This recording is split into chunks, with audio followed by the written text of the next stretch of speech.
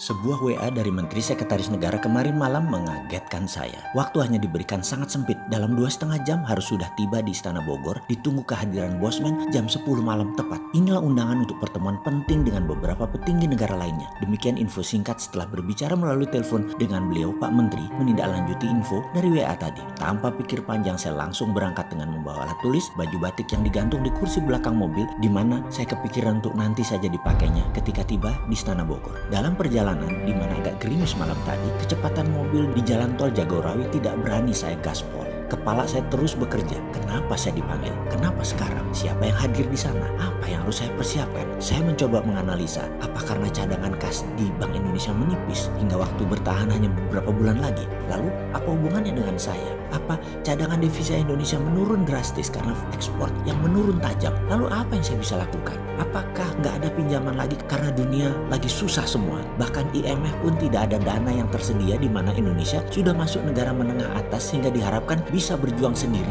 sehingga Indonesia saat ini memerlukan solusi alternatif. Apa ada signal bahwa Amerika menang perang sehingga memerlukan kebijakan bagaimana menghadapi Trump yang ambisius untuk menjadi sheriff dunia? Lalu saya harus bagaimana? Pikiran saya yang liar kesana kemari tanpa terasa membawa ke ujung jalan tol keluar di dekat terminal Baranang Siang Bogor. Belok kanan dan tidak lama kemudian kurang dari 5 menit sudah sampai gerbang Istana Bogor yang malam itu cukup lengang suasananya. Namun protokol keamanan di depan gerbang ternyata ketat sekali. Kendaraan saya berhenti tepat di depan gerbang. Jendela kaca mobil saya turunkan perlahan. 2 orang menghormat dan membungkuk menanyakan identitas saya yang dicocokkan dengan data di map seorang perwira di belakangnya. Mardi Guowi ya Pak, katanya sopan. Yang dilanjutkan, silakan parkir di sisi kiri, nanti Bapak akan kami kawal ke dalamnya. Saya melihat jam dan jam menunjukkan jam 9.40 malam. Alhamdulillah tepat waktu. Sambil memarkirkan mobil, saya ganti pakaian batik dan mengambil map kulit, buku catatan favorit saya. Kendaraan listrik Golf menanti saya dan saya pun duduk di samping pengemudi yang kemudian berjalan cukup kencang ke arah pepohonan. Sisi kanan berbelok sedikit, kemudian dari kejauhan gedung megah walaupun agak tua terlihat anggun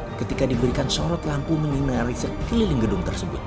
Ini dalamnya Istana Bogor itu ya, demikian gumam saya dalam hati. Kendaraan listrik berhenti di posisi agak ujung, lalu 2 orang pria menggunakan batik menghormat singkat kepada saya sambil mengulurkan tangannya menunjukkan saya harus menaiki anak tangga di depannya, dan satu lagi temannya mendahului langkah saya mengarahkan kemana jalan yang harus saya tuju. Jajaran kursi antik dan meja di ruang pendopo terlihat sepi. Kemudian diarahkan saya ke belakang, ruangan yang ada 2 penjaga di pintunya dengan pintu tinggi warna putih, pintu 2 daun. Agaknya ruang meeting utama ini menurut perkiraan saya waktu itu. Ternyata saya tidak dibawa ke sana, tapi terus ke kanan, lorong agak panjang menuju satu ruangan tamu agak kecil jika dibandingkan ruang pendopo di depan tadi. Saya diperintahkan duduk, namun belum saya duduk ada suara memanggil nama saya. Pak Mardiwowi. Saya pun membalik badan dan ada 2 orang yang posisinya terhormat di negeri ini menghampiri saya, Pak Pratikno dan Pak Pramono Anung. Saya pun membalik badan, kedua telapak tangan saya rapatkan menghormat kedua tuan rumah tersebut dalam protokol COVID, di mana sejak tadi saya menggunakan face shield dan masker yang kemudian di belakang keduanya tanpa seorang dokter langsung mengecek suhu saya dan beberapa pertanyaan standar protokol COVID yang kemudian saya pun mencopot semuanya ketika dikatakan clear. Masker dan face shield saya lepas. Kemudian Pak Pratikno dengan santun berkata,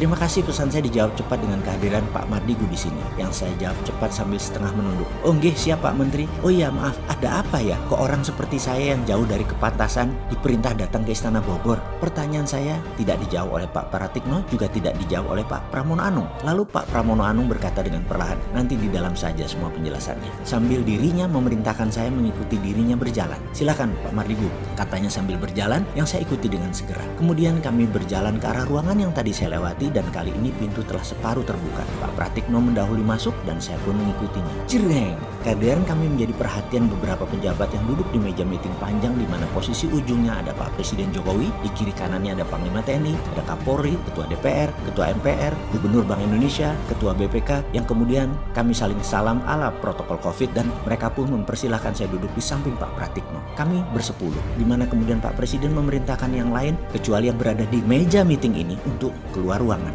Semua ini membuat saya tegang sekali karena tidak tahu apa yang akan terjadi.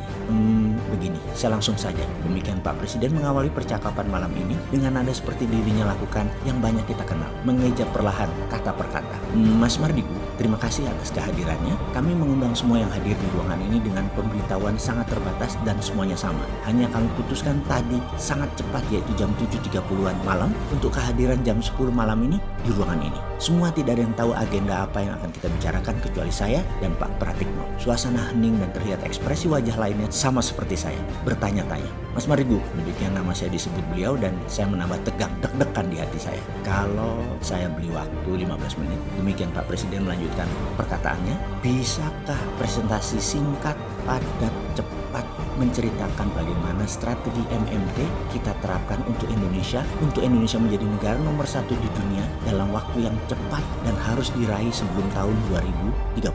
Di mana demikian Pak Presiden berkata dengan jeda panjang sebelum dilanjutkan. Di masa pandemik ini dan di tahun depan, Indonesia sudah bisa meningkat ekonominya dan kedaulatannya 2 kali lipat dari saat ini. Saya tarik nafas panjang dan dalam yang disaksikan 9 orang yang terhormat di negeri ini. Wajah mereka menunjukkan pandangan aneh menurut saya. Karena mungkin di kepala mereka 15 menit waktu yang singkat untuk presentasi. Apa bisa? Saya tanpa basa-basi setelah membuka dengan salam, saya menyatakan, insya Allah bisa Pak Presiden. Kemudian beliau pun tanpa membuang waktu mengatakan, silakan jelaskan kepada kami. Saya pun langsung memulai dengan bercerita. Kalau Tiongkok punya 2 standar mata uang renminbi dan yuan 30 tahunan yang lalu, sekarang sudah 1 nilainya. Lalu ketika perang dagang memuncak, renminbi menerbitkan e-renminbi. Ini adalah strategi baru menerbitkan mata uang di era digital. Mereka lakukan persis seperti 30 tahunan yang lalu, hanya kali ini digital currency.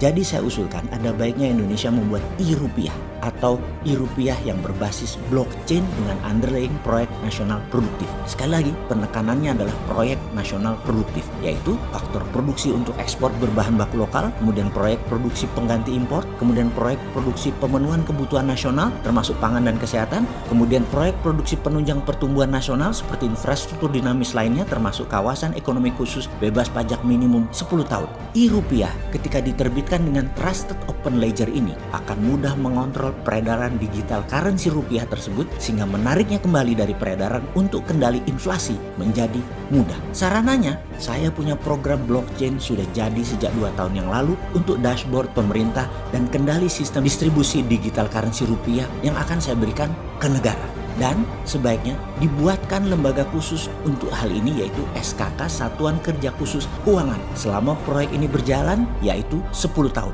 Demikian presentasi saya selesai Pak Presiden dan hadirin para pejabat negara yang terhormat, semoga bisa menjadi landasan acuan tindakan pemerintah ke depan. Tampak yang hadir semuanya diam menunggu reaksi Pak Presiden. Pak Presiden pun diam, berpikir dalam. Dalam hati saya berkata, kalau presentasi ini diterima, inilah moment of greatness. Sebuah meeting rahasia yang akan merubah jalan kehidupan berbangsa dan bernegara Indonesia ke depannya. Sengitnya dunia akan menekan Indonesia. Langkah Indonesia harus cepat dan tidak terbaca. Tahu-tahu Indonesia sudah menjadi negara besar dalam 2 tahun. Di awalnya saja. Tak lama azan terdengar keras yang saya lamat-lamat berkata dalam hati, loh kok sudah azan? Dan saya pun tersadar diri, ini azan subuh yang mengingatkan saya akan kewajiban serta menyadarkan posisi saya untuk bangun dari dunia mimpi tadi dalam rapat rahasia yang akan merubah negara Indonesia.